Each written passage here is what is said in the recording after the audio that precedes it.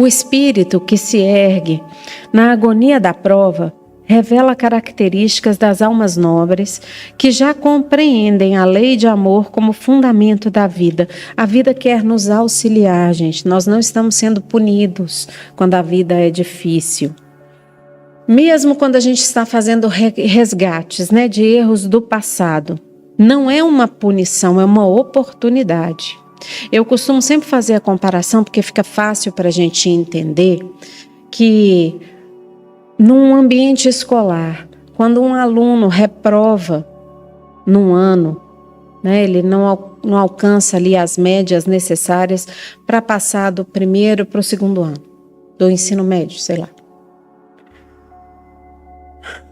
Punição seria eu dizer a esse aluno, olha, o seu sonho de fazer a universidade não tem mais jeito, porque você reprovou aqui no primeiro ano, você está expulso da escola, você não pode mais pisar em uma escola. Isso seria uma punição severa, amarga. Não é isso que o sistema educacional faz. O sistema educacional vai dizer o seguinte, fala, olha, você vai ter que repetir o primeiro ano. E você vai, porque você não alcançou o suficiente para começar a aprender os conteúdos do segundo ano. Então você precisa refazer. Então, a gente vai lá e refaz. A gente alcança a média necessária, passa para o segundo ano. O sistema educacional fala, claro que você vai poder ir para a universidade, a gente quer que você vá. Não tem problema nenhum. Só vai demorar um pouco mais. Mas você vai chegar lá. Como todo mundo que quiser vai chegar lá. Percebe? Mesmo quando a vida nos chama a refazer conteúdo, seja dessa própria vida, do passado dessa própria vida, seja do passado mais remoto, de vidas passadas, que nós somos chamados então a revisitar esses conteúdos, repetir certas experiências nas quais a gente não se saiu muito bem. Não é uma punição, a repetência em si mesmo não é uma punição. É sobretudo um voto de confiança, é claro que você consegue, vai lá, tenta de novo quantas vezes você precisar. É claro que você vai conseguir. É essa mudança de compreensão que faz com que a gente se acalme.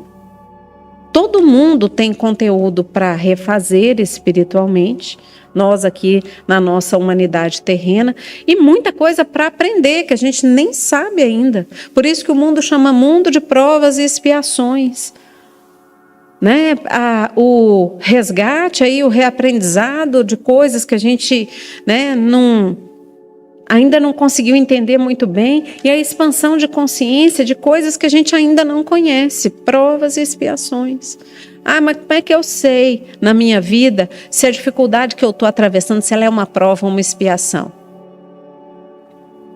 Você não vai saber, porque não importa. No momento que a gente está, não importa. O que importa é a gente manter o bom ânimo diante das dificuldades, sabendo que elas nos favorecem. A vida não está nos punindo, a vida está nos favorecendo, gente.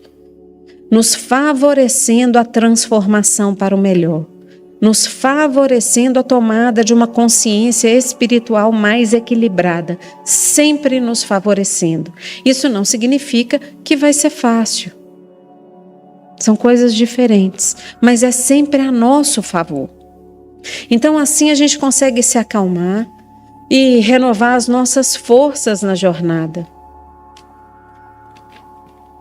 Ergue-te, portanto, e busca os novos horizontes que sempre se abrem diante dos apelos da sinceridade e da fé. Busca novos horizontes. A vida vai nos favorecer com novos horizontes. Sempre. Mesmo quando, gente, a gente repete conteúdos, e aí eu vou usar de novo o exemplo da escola, mesmo quando a gente repete conteúdos, há sempre novos horizontes. Eu uso esse exemplo com frequência porque ele é fácil de compreender. Um aluno que entra ali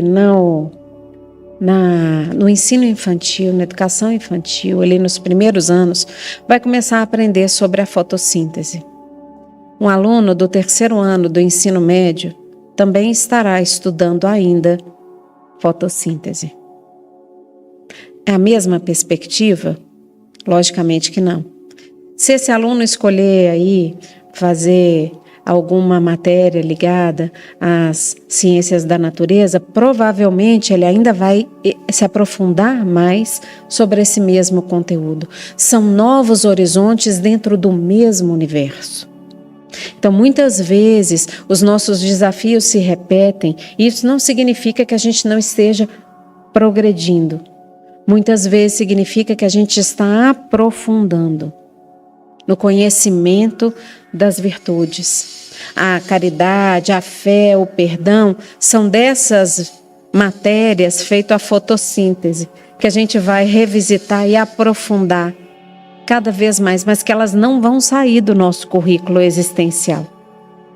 Então não é que a gente esteja fazendo nada de errado quando necessariamente, né, quando as circunstâncias se repetem. Muitas vezes é um aprofundamento em questões que a gente está fazendo. Não te deixes empolgar pelo orgulho de não errar, mas aproveita no erro a lição da humildade, aprendendo com a tua experiência a não mais agir em desacordo com os ditames da tua consciência. Não agir em desacordo com a tua consciência. Por que ele escreveu com a tua consciência e não com as leis de Deus? Porque as leis de Deus estão gravadas na nossa consciência. A gente não engana a gente mesmo. Por isso que os Espíritos vão nos dizer que a felicidade possível no mundo de provas e expiações é a paz de uma consciência tranquila. Da gente saber que a gente fez o melhor que a gente podia. O nosso próprio mundo íntimo nos aponta quando a gente cometeu um erro. Quando assim for e a nossa consciência nos sinalizar que a gente errou, o que é para fazer aqui? Gente, é para a gente curar do perfeccionismo. É claro que a gente vai cometer erros. A gente se desculpa sem se justificar, né? Porque aquela história, eu já estou terminando, tá, gente?